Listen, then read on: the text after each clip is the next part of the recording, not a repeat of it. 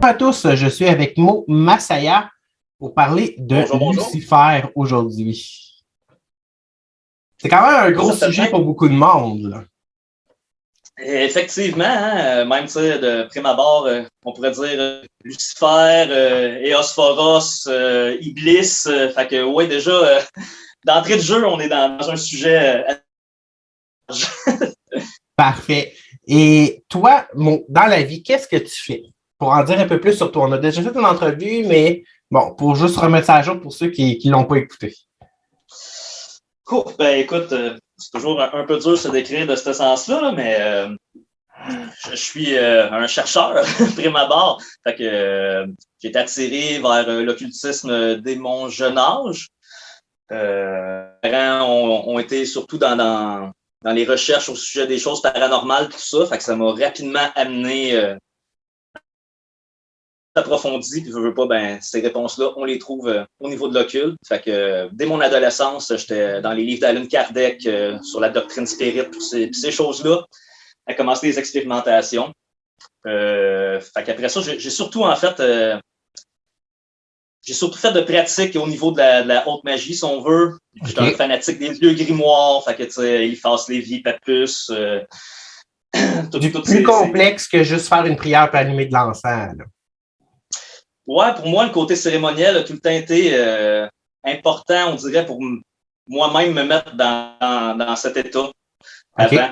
Mais tu regardes de l'autre côté pour équilibrer, je veux dire, j'ai eu plein de pratiques au travers de la Chaos Magic et comme complètement sans barrière. Fait que je pourrais dire que je suis quelqu'un de voie du milieu. En fait, c'est l'alchimie qui est mon grand fondement, c'est vraiment justement des voies de centre. Donc, toi, moi, je te décris souvent comme étant un goétien, mais je devrais plus dire un alchimiste. Définitivement, oui. Oui, j'avoue que toi, tu as peut-être plus vu de travaux de Goethi en tant que tel, mais tu sais, si on regarde ça avec mon discours, c'est que une partie, c'est un revers de la médaille. En somme. Et toi, dans la vie, est-ce que tu es alchimiste à temps plein? Qu'est-ce que tu fais d'autre dans la vie?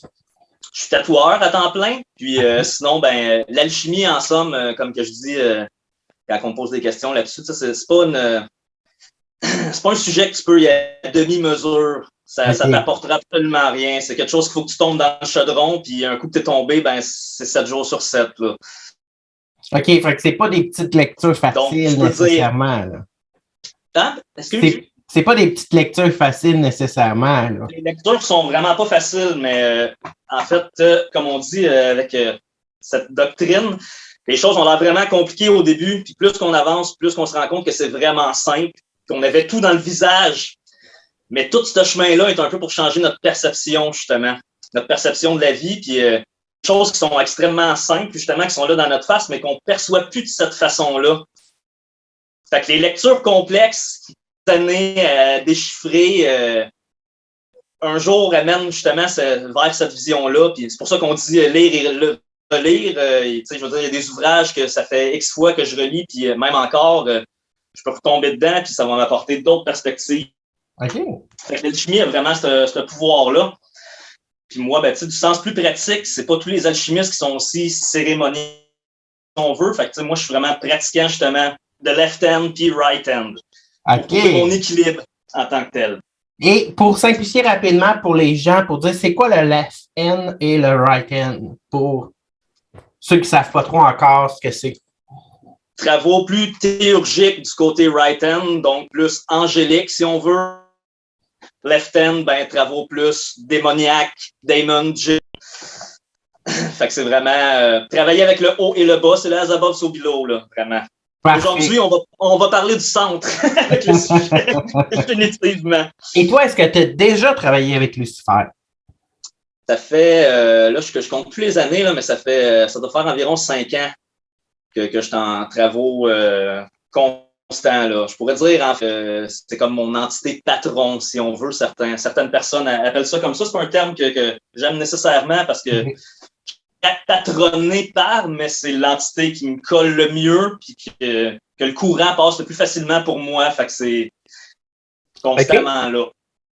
Et... Je suis quelqu'un qui croit beaucoup à l'aspect dévotionnel aussi. Fait que c'est important. OK. Je pense pour tout le monde qui travaille avec les entités, c'est important de faire l'expérience d'avoir des travaux de dévotion qui durent plus que juste un rituel. Exact. On a des résultats assez différents dans ces moments-là. On est loin de la croyance de magie de ma tante, là, tu sais, que c'est juste, je fais une prière, une journée avec une entité, puis demain, je m'en fous, je passe à autre chose, là. Je suis très paradoxal de ce sens-là. Oui, je crois à ça de façon, mais après un bon solage, si on veut. OK. Peux-tu nous donner plus de détails?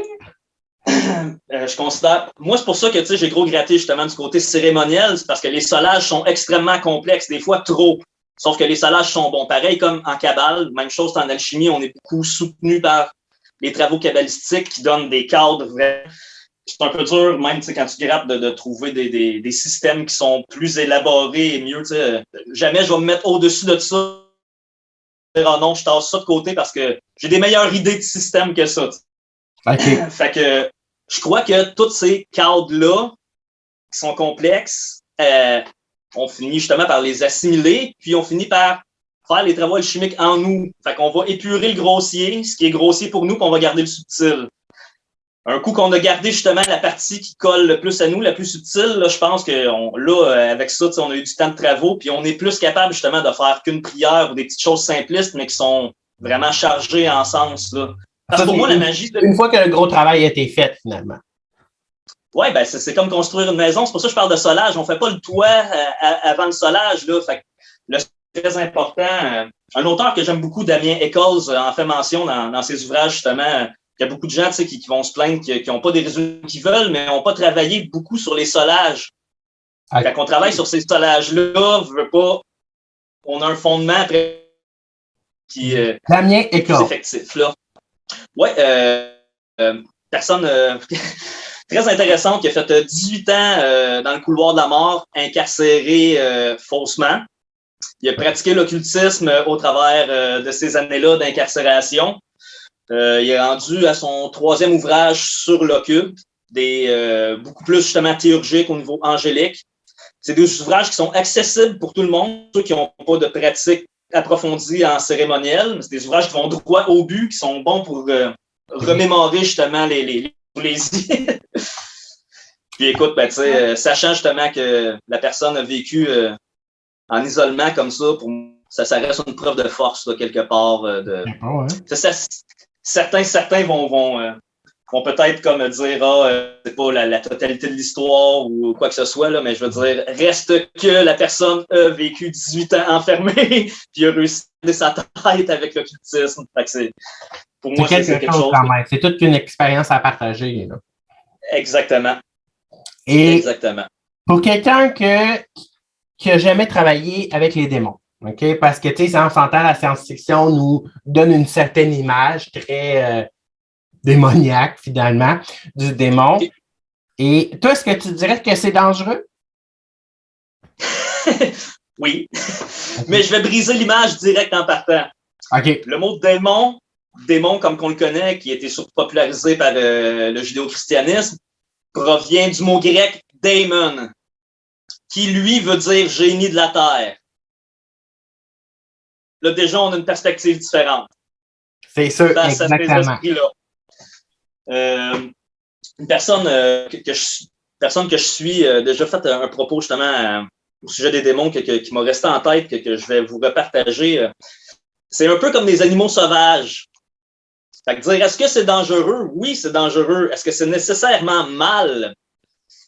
On va revenir sur ce sujet. Tu sais, le bien et le mal, c'est une perception très humaine quand on se met à gratter plus profondément. C'est très, très complexe. Fait que je pense pas voir ça nécessairement comme mal. C'est une perspective, comme que je dis, très, très, très humaine. C'est un peu enfermé là, de voir ça comme ça. Là.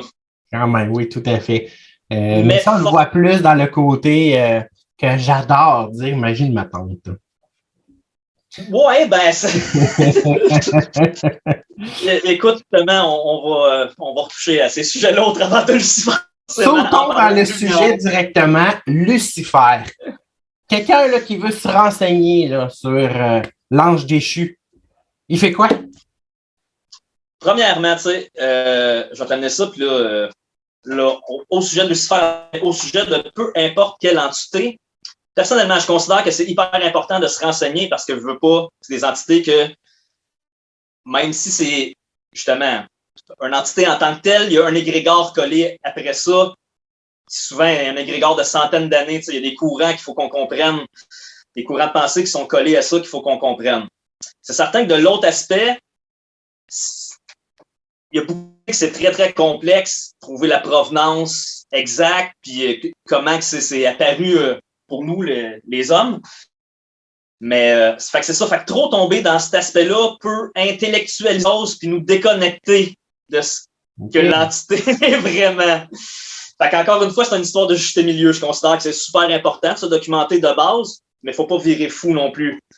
Après un moment donné, un coup qu'on a compris l'essence, ben tu sais, je pense que c'est important de faire les expériences. Il y a juste comme ça là, qu'on va vraiment savoir.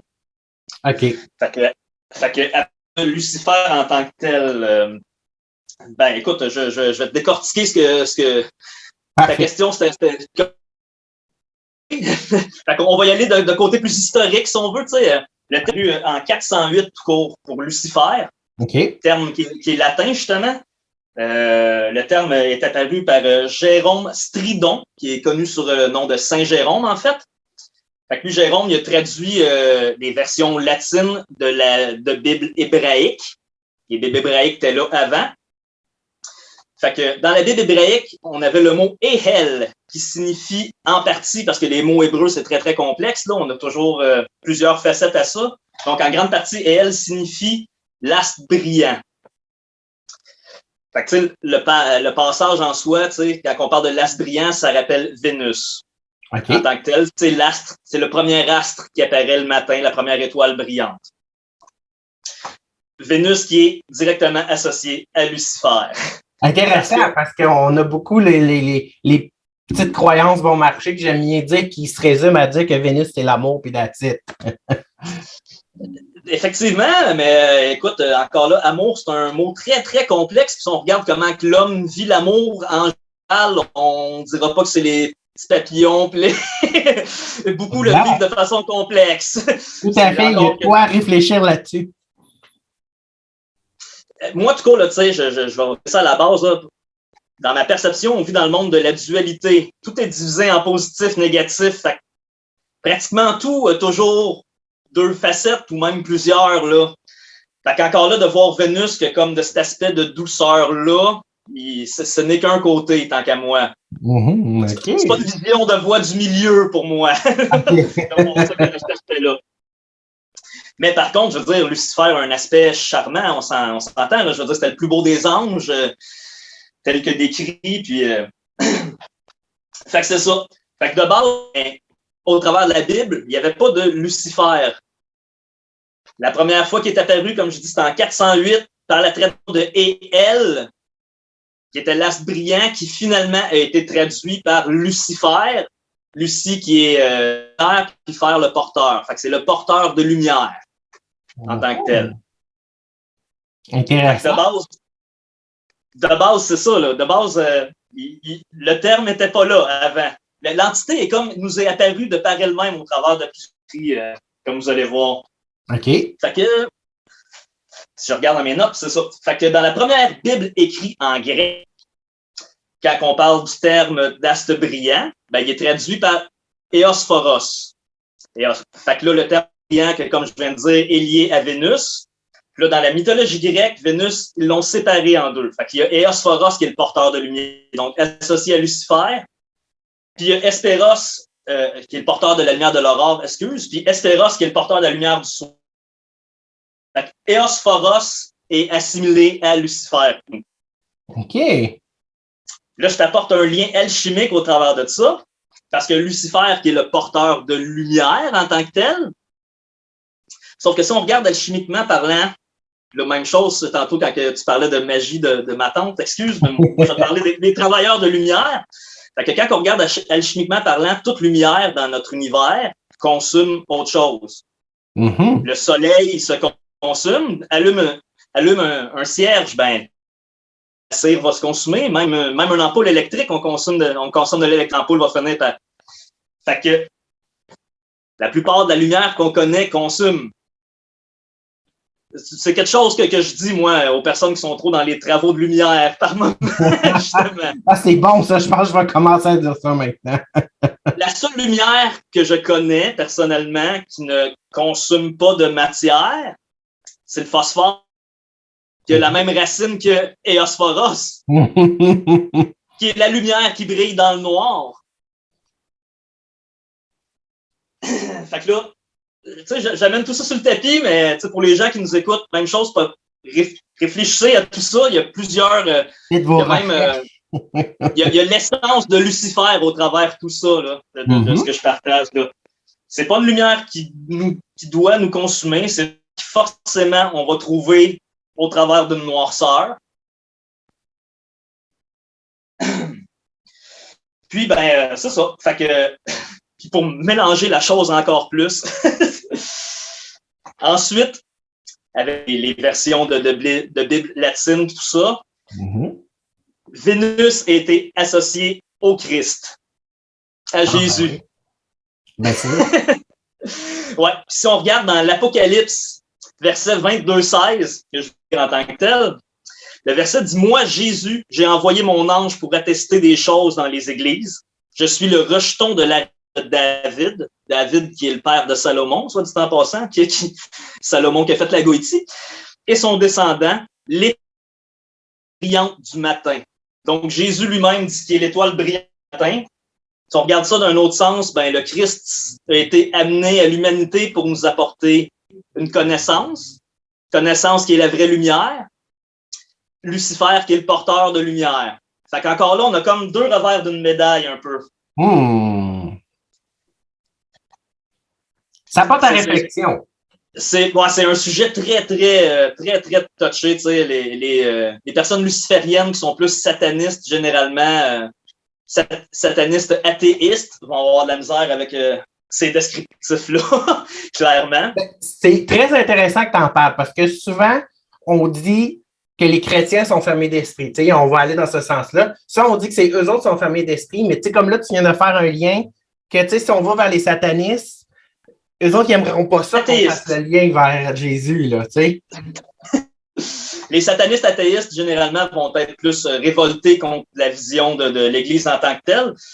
Moi, tu vois, personnellement, j'adhère pas à la vision de l'Église en tant que telle, mais le judéo-christianisme a déjà eu une sagesse.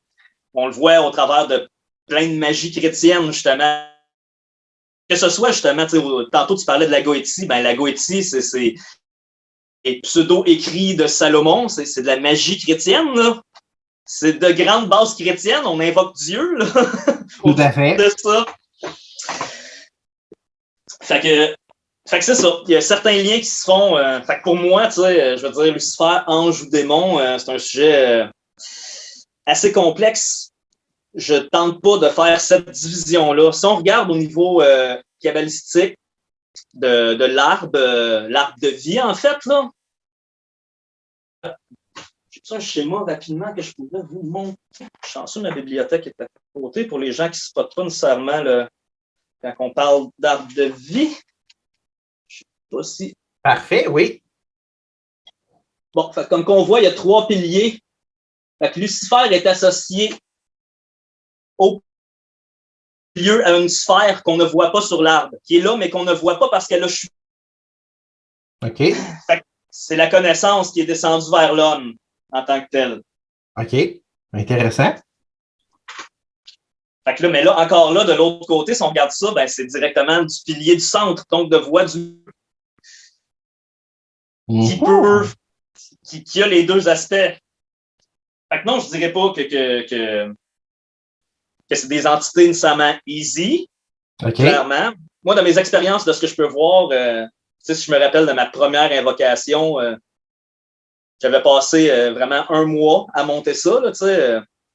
Puis, à la fin du mois, avant que l'invocation, le jour de l'invocation arrive, j'ai beaucoup baissé mes gardes, finalement. Pourquoi?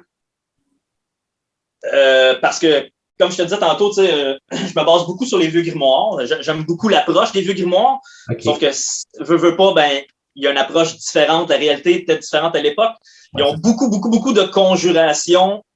Puis, par rapport à Lucifer, étant donné que le rapport que je voulais avoir avec moi, là, j'ai senti que si je sentais le besoin de me protéger tant que ça, ben forcément, je dégageais une personne qui était dans la crainte. OK. Puis de ce que je peux voir à propos des travaux démoniaques ou des fallen, des anges déchus, c'est justement l'approche qu'il ne faut pas avoir. Faut pas, si tu veux avoir de résultats, si tu veux comme te couper de certains dangers, déjà, faut pas leur arriver comme quelqu'un qui est dans une complète crainte ou qui sent un besoin de se protéger épouvantablement. Là. C'est comme n'importe quel rapport. Tu sais, si tu rencontres quelqu'un puis l'autre personne sent que Il y a énormément sa défensive, la communication n'est pas géniale. Là. Exactement. Fait que pour moi, justement, les personnes qui ont des approches plus craintives dans leurs travaux démoniaques vivent des épreuves différentes, disons. Intéressant. Parce que pour moi, il y a toujours des épreuves, d'une manière ou d'une autre. Là. OK. Même au travers des travaux angéliques en tant que tels, les épreuves sont différentes. On a plus d'épreuves pour parvenir à un contact. Okay. Au travers des travaux vraiment plus démoniaques, des démons, des génies de la terre, ou des fallen, justement, qui eux, ont chuté. Ben, c'est ça. Mais là, je veux juste revenir à une chose que tu as dit que j'adore. Écoute, je trouve ça tellement difficile de faire comprendre ça des fois à certaines personnes. Tu l'as dit toi-même, ça t'a pris 1 mois de préparation. C'est pas genre, t'as trouvé ça sur Internet, puis t'as décidé, bon, ben, à soir, je fais ça, là, puis c'est de même, là. Fait que toi, tu t'es consacré, t'as mis de l'énergie, de l'étude, t'as construit ça pendant au moins 1 mois, là. Je ne mentirais pas que ça m'arrive maintenant de faire des rituels qui n'ont pas 1 mois de préparatif, là.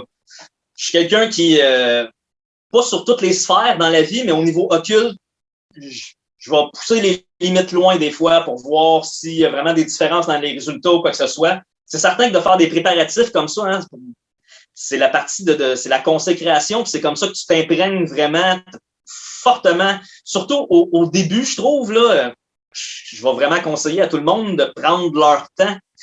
Pour moi, là, j'ai dit ça régulièrement à des personnes. Le rituel, c'est comme la cerise sur le sundae, hein, c'est ce que les gens veulent faire, généralement. Ils aiment le moment, le fun, que tu es dans le temple ou à l'extérieur, puis que là, c'est cool.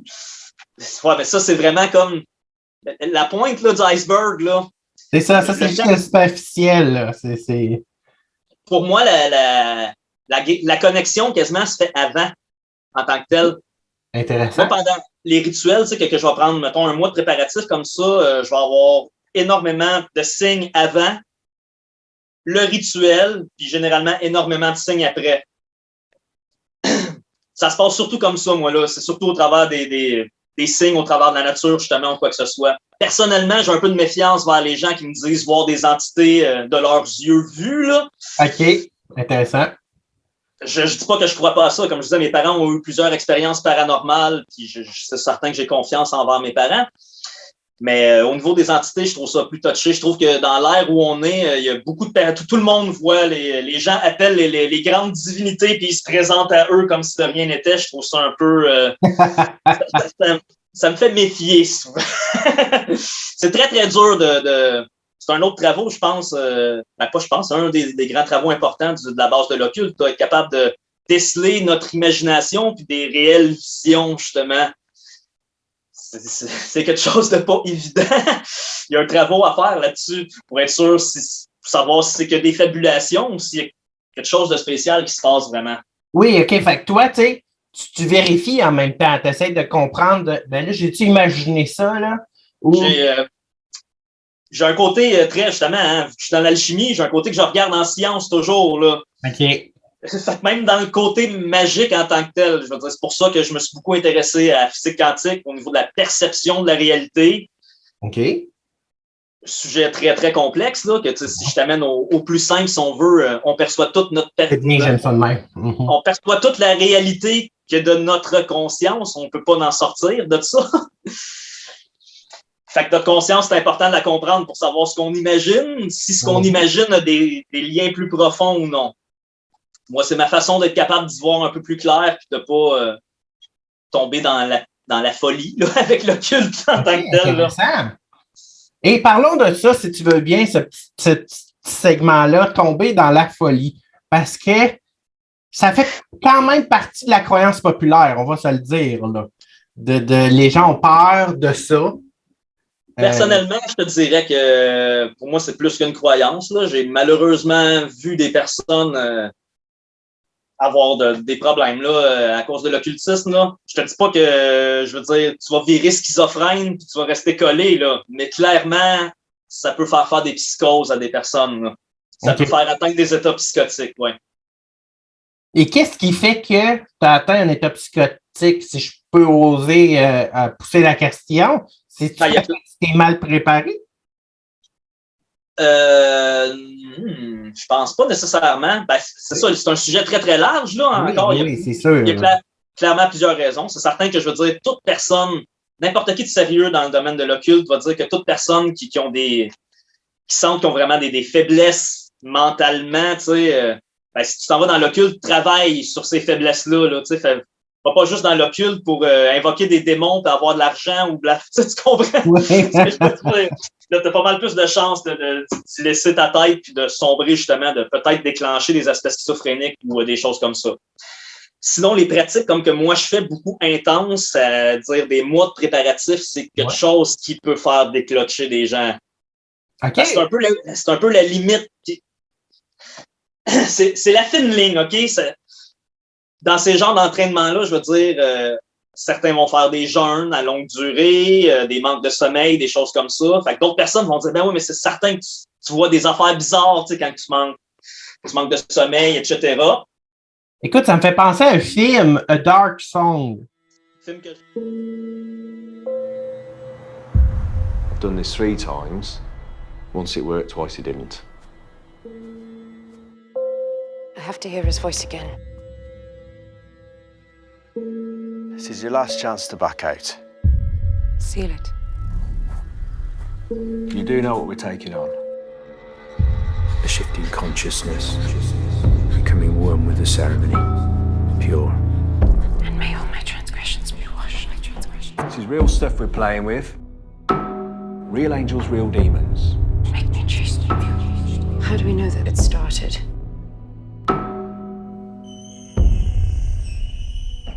You'll see it soon enough. May my light be here now, protecting me. Drink it! Just remember who's paying for this. Do you know the ritual? No. You agreed to do whatever I said. Sorry. Sorry, Mr. Solomon. Sorry, Mr. Solomon. Take off your jeans.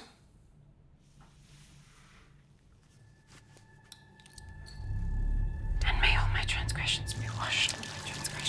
And make me chaste and pure. Make me chaste and pure. May my light be here now. Guiding me. Protecting me.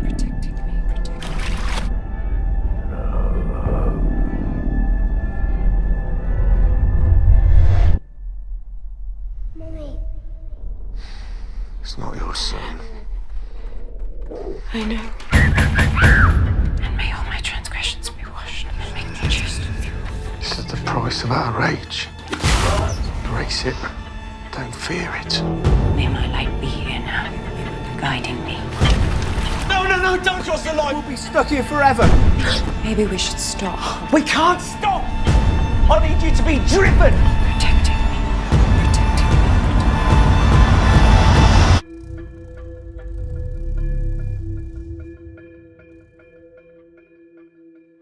Dark Song. Film que j'adore, un film que je conseille à tout le monde, qui oui, est exagéré un peu sur ce qu'on voit, c'est sûr, mais ça reste du cinéma, mais c'est très, très, très véridique, hein, comme le training est très intense, film qui parle du rituel d'Abraham Lin, qui prend entre 10 et 18 mois. Ouais, il fait ça, lui. 10 et 18 mois quand même, c'est intense, là. Ouais, ben ça, c'est supposément que ça dépend des traductions, des versions écrites, là, mais tu sais, ça dépend des travaux des gens. Le rituel que Aleister Crowley n'a pas pu terminer, d'ailleurs, qui n'a pas été capable de terminer, puis que ça y aurait apporté certaines problématiques. OK. Ouais, chose très, très intense. Fait que clairement, là, tu viens de mettre le doigt sur le rituel le plus intense qui peut te pousser à perdre ta connexion avec la réalité. Fait que c'est certain que ça apporte cet aspect-là. De l'autre côté, pourquoi qu'on fait ça? Michael Omram Ivanov parle beaucoup des jeunes, ces choses-là dans ses écrits, puis amener un aspect très intéressant sur ce que ça l'apporte. Je ramène ça sur le côté alchimique. Lui, c'est de l'alchimie plus spirituelle, si on veut. Fait qu'il va dire, justement, si on veut communiquer avec des êtres, des plans plus subtils, il faut forcément se couper du grossier. OK. Fait que les jeûnes, ça sert à ça, là. OK. Juste sur le plan physique, passe 3 jours de jeûne, respire une pomme après 3 jours. Tu vas voir que tu ne l'as jamais respiré comme ça. Mais c'est 3 jours que tu ne manges pas pantoute, tu fais juste boire de l'eau, là? Moi, j'ai fait des jeûnes sèches jusqu'à 5 jours. J'ai fait plusieurs expériences. Les jeûnes, généralement, justement, je m'arrange pour faire 3 jours. Les triades, il y a quelque chose de spécial, corps, âme, esprit. Fait que 3 jours, c'est quelque chose qui se fait bien. 3 jours, pas de nourriture, là. Pas de nourriture. Personnellement, je trouve quasiment que c'est plus facile, pas d'eau. Même, à sec. Ah, écoute, je suis pas capable de m'imaginer sauter un repas, là. C'est bizarre. Quand on manque des repas rapidement, on va sentir la faiblesse puis tout ça. Quand tu es mindé à faire un jeûne, les premières 24 heures sont tough. Après ça, c'est différent. Le minding est vraiment différent. Si l'enfer existe, moi, c'est ça, c'est sûr. C'est bizarre, j'ai pas eu de nausées, mettons, de trucs comme ça. Comme une journée, mettons, que tu es occupé puis que tu sautes, t'as rien qu'un repas, puis là, tu fais comme, oh shit, je me sens nauséeux, j'ai besoin de manger. Ça m'a pas fait ça en jeûne. Comme je dis, c'est peut-être le minding qui apporte ça aussi, là, mais. OK. Fait que, bref, tout ça nous apporte à avoir une sensibilité plus affinée. Okay. Sur des choses subtiles. Puis comme que je dis, on peut le vérifier avec des choses pas subtiles. Prenez un fruit, un légume, sentez-le, vous allez voir, vous allez le sentir d'une façon que vous n'avez jamais senti. Vous allez sentir son esprit pas mal plus. Vous allez même pouvoir le dévorer de l'odeur puis avoir l'impression que ça vous donne quelque chose, tu sais. Fait que quand on est loadé de mauvaise nourriture, on perçoit pas cet aspect-là, olfactif. Fait que imagine pour les choses plus subtiles. OK. Fait que c'est un bel exercice quand même, là. Oui, forcément. Je pense que c'est le genre d'exercice qui peut nous apporter une vision différente sur la vie en général, qui peut nous apporter à se reconnecter au fait que tout a de l'esprit. Il y a de l'esprit dans chaque matière, en bout de ligne.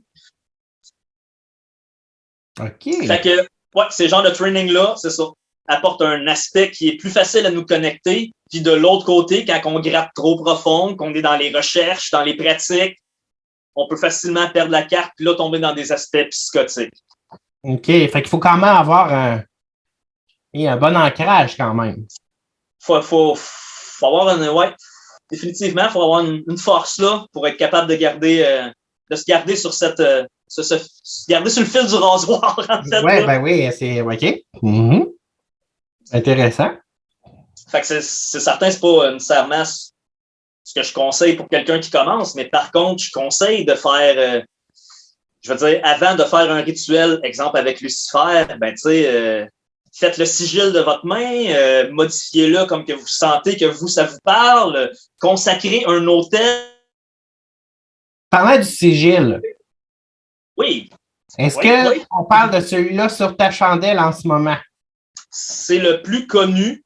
Mm-hmm. C'est le plus popularisé. Dans les vieux grimoires, d'autres versions plus anciennes qui vont différer, là, okay. que ce soit justement dans le Grimorium Verum ou même le livre d'Armadel, que je veux dire, les sigils vont être différents là, à ce niveau-là.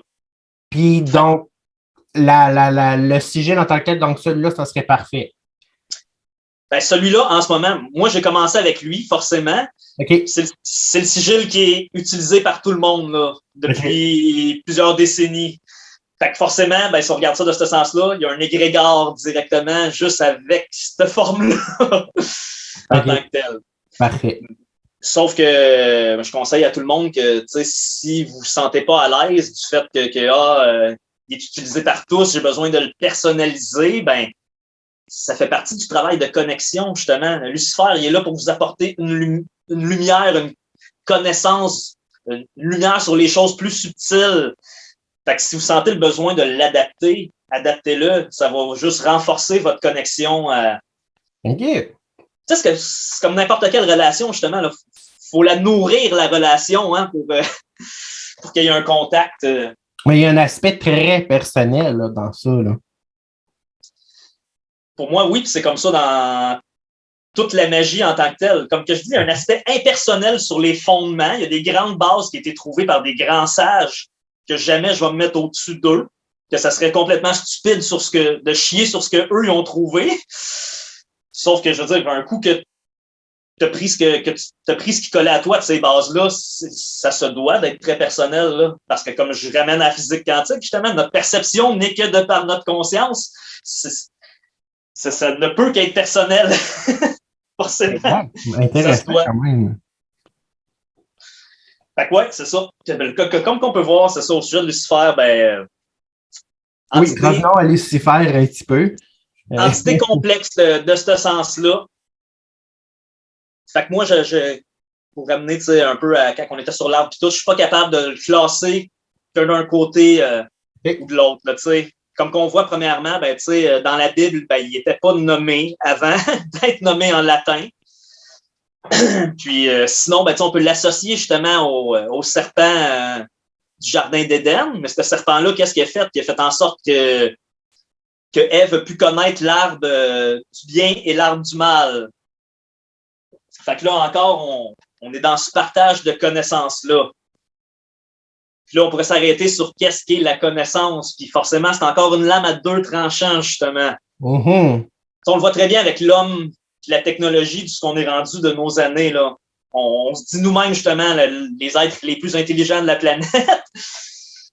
On a une technologie très évoluée, mais est-ce que cette connaissance-là nous rend vraiment plus heureux? Est-ce que cette connaissance-là fait en sorte que l'homme est vraiment plus évolué qu'il l'était avant? Pas sûr. Ouais, c'est ça. Ouais, on pourrait en parler longtemps de ça. Là. Exactement. Mais pourtant, il y a une partie de la connaissance qui peut être hyper salvatrice et qui peut nous faire nous élever, tu sais. Mm-hmm.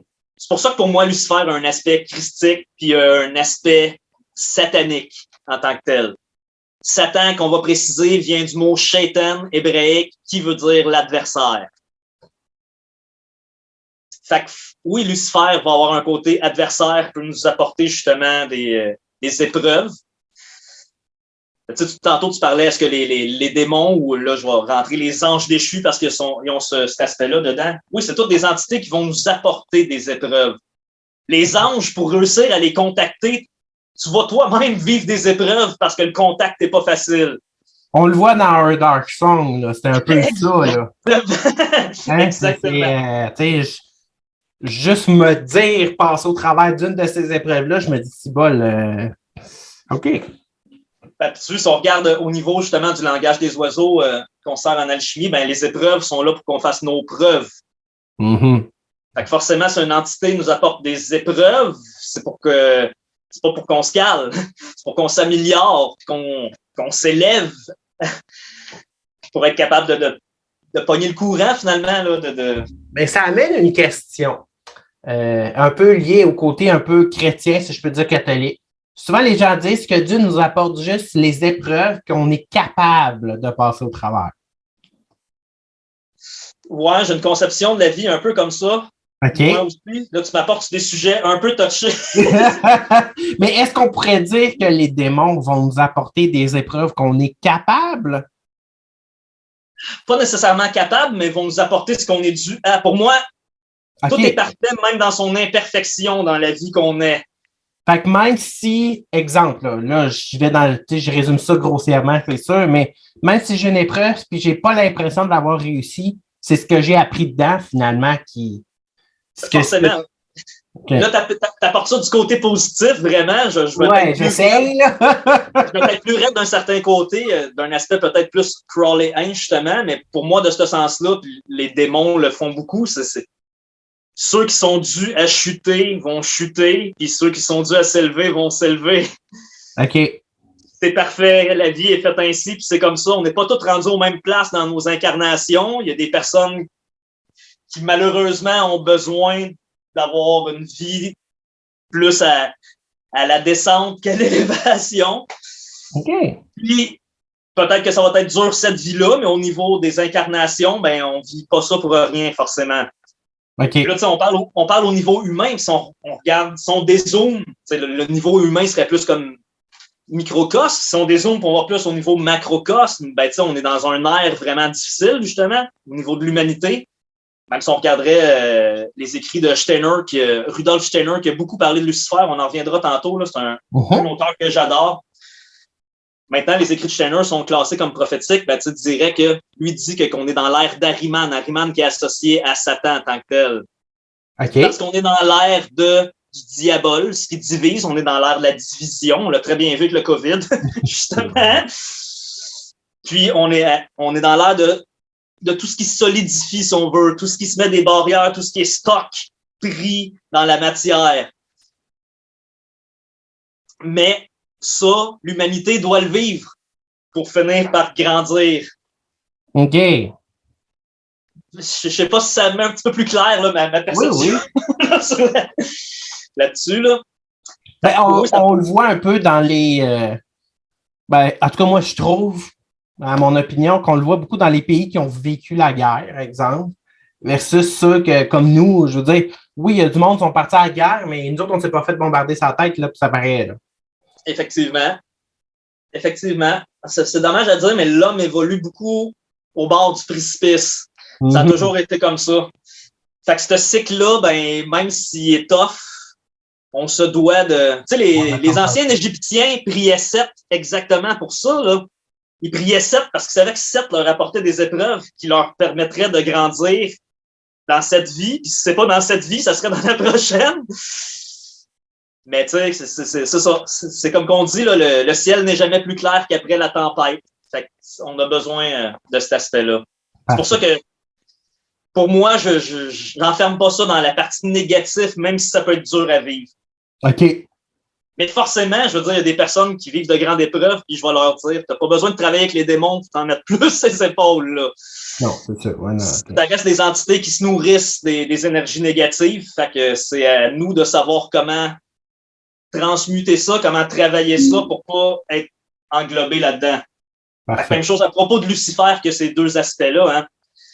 C'est un aspect de Lucifer qui est comme que je disais tantôt, c'est le plus beau. Il y a un aspect de Lucifer qui certains vont dire plus imbu de lui-même. Si on regarde ce que Iblis veut dire, qui, comme je dis, Iblis, c'est l'association luciférienne pour l'islam, ben, Iblis voudrait dire celui qui reste dans la peine. Okay. On peut voir ça, ça peut nous amener une vision différente sur le mythe aussi. Est-ce que Lucifer a chuté parce qu'il voulait la reconnaissance envers lui comme que Dieu l'avait puis t'es pas capable de l'avoir, fait que t'es comme imbu de lui-même, ou est-ce que c'est lié, ou est-ce que ça lui apporte une peine, justement, un sentiment de OK, tu sais, toi, tout le monde te vénère, puis moi qui apporte la lumière aux gens, puis qui est le plus beau d'entre tous, je reste dans l'ombre. Là, déjà là, on est au travers de ces paradoxes-là de bien et de mal en tant que tel. Mm-hmm. Quand même, écoute. Fait que forcément, Lucifer a cet aspect-là d'apporter des épreuves en tant que tel. Quand on travaille avec une entité aussi, généralement, ben, on va être porté à personnifier un peu l'entité. Fait qu'il faut gérer ces côtés-là, c'est certain. OK. Quand même. Puis, Lucifer, est-ce que tu sais un peu les traces toutes qu'on a sur lui, là, si je pourrais dire les plus anciennes? Est-ce qu'on peut remonter à... Souvent, on utilise les Sumériens comme référence pour ce qui est ancien. God, comme que je te dis du plus clairement, on remonterait à Éosphoros, excuse, pour les Grecs. Ouais, puis dans la mythologie grecque, ça serait comme ce qui se rapproche le plus, si on veut. Okay. Sinon, c'est trop divisé. Là. Je veux dire, même Thoth en Égypte antique, une partie luciférienne, c'est le messager. Mm-hmm. OK. Fait qu'il apporte une connaissance. Fait qu'on pourrait l'associer à Hermès aussi. C'est pour ça que je ramène, pour moi, les travaux alchimiques sont très lucifériens. OK. De la connaissance. Exactement. C'est d'être capable de percevoir la nature d'une façon différente. avec la vraie lumière, si on veut. Pas juste l'intellect, parce que l'intellect nous enferme. Fait que, moi, c'est ça. Tant qu'à moi, je dirais du côté grec, là, pour mettre ça au plus clair. Sinon, comme je disais en début du podcast, là, le terme en tant que tel est apparu en 408. Mais c'est vraiment, tu sais, je veux dire, il n'y a pas, si on regarde dans la Bible, il n'y a pas, c'est juste le terme là, qui ressort ici et là. Sinon, on peut faire l'association avec le serpent dans le jardin d'Éden, comme que je t'ai parlé. On peut faire l'association plus sombre avec le dragon rouge de l'Apocalypse. Sinon, vraiment, le mythe a été plus expliqué par John Milton, qui a fait Le Paradis perdu. C'est un poème qui est sur la chute des anges, justement, et de Lucifer. Poème qui est apparu en 1667. OK. Fait que c'est vraiment comme là, le début de... Avant ça, on parlait des anges déchus. On en parlait, exemple, dans le livre d'Enoch. Enoch, qui est le grand-père de Moïse, c'est une partie de la Bible qui a été enlevée. Fait que là, on va tout parler justement de tout ce qui est arrivé quand les anges sont tombés, de ceux, en fait, qui se sont intéressés envers la femme, qui ont été charmés par les femmes humaines, puis qui ont engendré les Néphilim. Mais Lucifer n'est pas nommé. OK. Dans ce range d'anges-là. Mais quand on connaît comme tout l'archétype, on comprend que il est comme au-dessus de tout ça, où il englobe tout ça. OK. Puis quelqu'un qui voudrait s'informer là-dessus un peu sur le livre d'Enoch ou est-ce que tu connais des bonnes références, des bonnes sources? Oh God, le livre d'Enoch est vraiment comme... il y a vraiment des tonnes de rééditions pour être franc, là. Fait que, tu sais, que les gens aient tout simplement fouillé sur Amazon, puis regardent, je sais que présentement, justement, il y a des très belles versions en reliure. OK. Assez abordable. Fait que, tu sais, le livre d'Enoch en tant que tel, c'est pas très épais. Je pense que c'est 100 quelques pages. Okay. C'est certain que tu peux chercher, puis il y a des auteurs qui vont avoir des introductions super intéressantes au niveau de ça, mais tu sais, je vais laisser les gens plus trouver leur version qui leur plaît de ce sens-là. Génial. Sinon, ben, Le Paradis perdu, c'est la même chose. Là. C'est un livre très, très, très accessible que vous pouvez trouver sur à peu près toute plateforme de vente. Là. OK, parfait. Poème très, très connu. Là. Sinon, ben, comme j'ai fait mention tantôt, il y a le grimoire d'Armadel, qui est un grimoire justement surtout centré... Ben, en fait, c'est beau. C'est vraiment à moitié-moitié. Mais tu vas avoir des anges, tu as des anges déchus, certains démons. Lucifer en fait partie. OK. Le Grimorium Verum, le dragon rouge qui est surtout centré sur Lucifer, mais que si je ne me trompe pas, on en fait mention de Lucifer aussi. Fait que tu sais, c'est pas mal les tu vois, ça, c'est des ouvrages qui sont apparus au 14e siècle, 17e siècle. C'est dans les plus vieux ouvrages là, qu'on peut mettre la main dessus là, pour qui traiter de cette entité-là en tant que telle. Là. Intéressant. Je vais tout mettre ça en lien dans la vidéo pour aider les gens à retrouver certains ouvrages. Ça va être intéressant. Excellent. Ben là, sinon, tu sais, je veux dire, il y a plein d'auteurs là, qui ont partagé. Là. Oui, si j'avais un auteur plus récent, mettons, à nommer, je dirais aux gens de regarder les livres de Richard K. Page.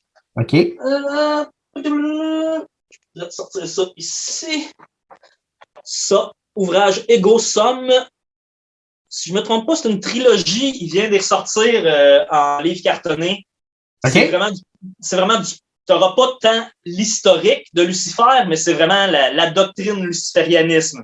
Comment que les lucifériens pensent, comment que. C'est vraiment de très bons ouvrages. Là. Juste pour dire, si je ne me trompe pas dans lui, justement, tu vas te dire tout ce qui est écrit ici, tout ce que je te dis en tant que tel, c'est un peu justement, c'est des cadres. Prends-les, mais il faut que tu sois capable d'en sortir. Fait que la personne n'est pas là à te dire, je te dis c'est très luciférien, justement, que tout le monde trouve leur propre lumière. Fait que l'auteur veut pousser les gens à se trouver eux-mêmes au travers de tout ça. Fait que je conseille en tant que tel. Pour ceux qui parfait, ça. Parce que en tant autre que de juste faire, exemple, une invocation, justement, comme tu dois savoir, ben, il y a les mouvements là, en tant que tel là, de lucifériens, là, de personnes comme moi qui vont faire perdurer les travaux sur des années. Puis il y a tout un type de philosophie qui vient avec ça. généralement, comme tous ces types de mouvements-là, les personnes qui adhèrent plus à ça, ben, c'est pas des personnes qui se convertissent, mais c'est des personnes qui se trouvent au travers de ça, tu sais, vont se documenter, vont faire, ah, ben, shit, tu sais, je suis comme ça de base, fait que c'est cette façon-là de voir colle à moi, puis peut me faire avancer, fait que c'est ça, je vois ça pas mal plus comme ça. Puis sinon, tant qu'à parler des livres, justement, tantôt, je t'ai fait mention de Rudolf Steiner. C'est des plus vieux écrits, début 1900, si on veut, là. Fait quelques ouvrages, dont un très classique qui s'appelle Lucifer et Ahriman. Il y en a sorti un autre qui s'appelle L'homme entre Lucifer et Ahriman, mais le premier que je vous ai nommé, Lucifer et Ahriman, cet ouvrage est classé comme prophétique maintenant, étant donné qu'il y a trop de choses qui ont été écrites dans ce livre-là qui se produisent maintenant. Maintenant, OK. Puis tant qu'à moi, sincèrement, c'est l'auteur qui met le plus au clair, justement, l'aspect luciférien au travers de l'homme, au travers des époques. Va beaucoup faire référence, justement, à l'époque de Grèce antique, comment que les personnes avant avaient plus de facilité à connecter avec les esprits, comment que les personnes semblaient plus se rappeler de leurs rêves. Tout le monde subtil, ben c'était tout un aspect plus luciférien de l'humanité. OK. Qui maintenant, ben, on est dans un aspect plus ahrimanien. On est dans la matière, vraiment. On a oublié que la matière a de l'esprit. On est dans ce qui est solide, comme je disais tantôt. Puis, fait que Steiner parle beaucoup de l'évolution de l'homme. Puis au travers de ça, on comprend beaucoup l'archétype luciférien. Moi, ça m'a vraiment aidé à comprendre. Même si ça faisait des années que je travaillais avec Lucifer, ça m'a mis des choses au clair, de faire aïe, OK, tu sais, les trucs que je vivais comme ça, c'est finalement lié à Lucifer encore, tu sais. OK. Intéressant. Ça nous fait nous rendre compte même que, tu sais, je veux dire, dans certaines époques, je veux dire, même l'Église était luciférienne à une certaine époque. C'était pas dit. Ben non, c'est sûr. Écoute. Si je me trompe pas, justement, c'est dans le Paradis perdu, tu sais, qui est mentionné, c'est la pierre verte, le jade que Lucifer avait au front. Puis la couleur verte, qui pour nous en alchimie symbolise, c'est la couleur des connaissances cachées, donc de la vraie lumière. Ben, si vous regardez les papes ont souvent une bague avec un jade vert dessus, justement. Il y a des petits liens comme ça cachés qui sont faits. Au travers du partage de connaissances. Fait que oui, il y a eu une sagesse en tant que telle. Il y a eu des époques plus lucifériennes, même au travers de la chrétienté. Ça n'a jamais été mis à l'avant dans les termes. Sauf que à l'époque où il y avait une sagesse de partager, ça c'était dans un aspect plus luciférien, si on veut. Écoute, wow, merci beaucoup. C'est beaucoup d'informations que je vais avoir beaucoup de liens à donner à tout le monde. Je te ferai une petite liste là, pour t'aider. Il n'y a pas trop. Merci beaucoup. Écoute, et en même temps, si les gens veulent te poser des questions, est-ce qu'ils peuvent? Est-ce que tu aimerais que je donne ton lien? Ah ben écoute, il n'y a pas de problème. Là, sur un genre de sujet comme ça, c'est pas trop de... Étant donné justement que j'ai de l'expertise avec cette entité-là, ça ne me dérange pas trop. Je n'aurais pas trop à gratter dans les livres d'un bord ou l'autre, quoi que ce soit. Là. Fait que oui, si vous avez des questions, quoi que ce soit, je ne vais pas m'écrire sur ma page personnelle. Ben, merci beaucoup, Mo. Ben écoute, c'est moi qui te remercie. C'est toujours un plaisir d'être un de tes invités. Écoute, ça va faire plaisir. Puis là, le prochain épisode, on va parler de Lilith. Excellent. Excellent, oui. On n'est pas très, très loin, justement. Hein? Tantôt, je te faisais mention du paradis de l'Éden puis tout ça. Fait qu'on va retomber un peu dans ces sphères-là. On va continuer l'histoire de ce que le côté luciférien a partagé en tant que tel. Magnifique. Ben, merci beaucoup pour cette belle entrevue. On a beaucoup d'informations à partager. En espérant avoir apporté un peu de lumière à ceux qui s'intéressent sur le sujet. C'est génial. Fait que, ben, on se dit à bientôt pour la suite. Merci beaucoup.